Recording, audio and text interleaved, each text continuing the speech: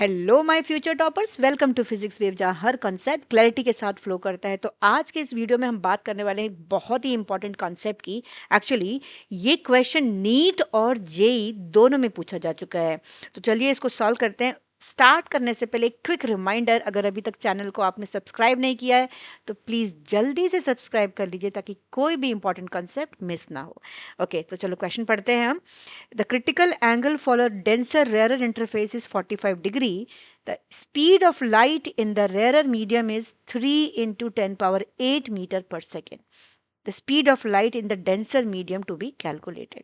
तो जैसे ही ये क्वेश्चन हमने पढ़ा ना, तो सबसे पहली लाइन में क्या दे रखा, क्रिटिकल एंगल।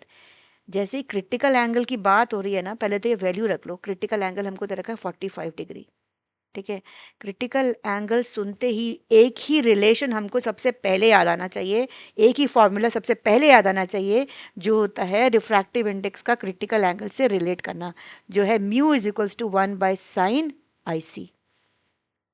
ठीक है, ये फॉर्मूला हमको मालूम है। एक चीज और दे रखी हुई है कि speed of light in the rare medium is 3 × 10⁻8 metre per second.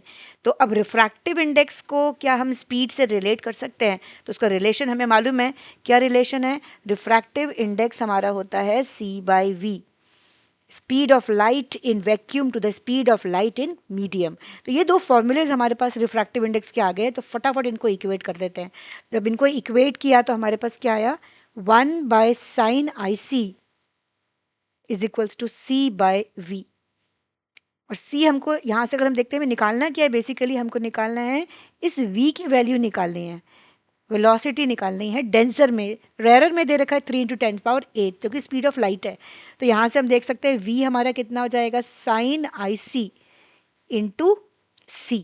तो sin IC means sin 45 degree into C value हमें दे रखी हुई है। तो यहाँ से साइन 45 1/√2 होता है। स्पीड ऑफ लाइट दे रखी है 3 × 10⁸, बेसिकली वो रेयर मीडियम की स्पीड है। और यहाँ से आगे हम इसको सिंप्लीफाई करेंगे तो क्या आया, 1/1.414, जो कि √2 की वैल्यू होती है।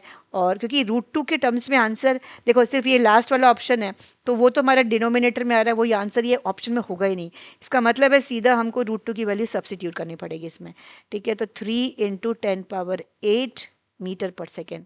तो उसको अगर हम सिंप्लीफाई करते हैं तो हमारा आंसर आता है 2.12 इंटू 10⁸ मीटर पर सेकेंड। तो अगर हम ये चेक करते हैं तो इन सब ऑप्शंस में से ये जो सेकेंड ऑप्शन है, इसका वैल्यू हमारा सेम आ रहा है 2.12 10⁸ metre per second. So what is the correct option? The correct option is the option second. Okay, so second is the correct option. अच्छा, इसमें ना एक चीज़ और ध्यान रखना, तो ये फॉर्मूलेज हमने निकाले, इन फॉर्मूलेज को रिलेट करना आना चाहिए हमको।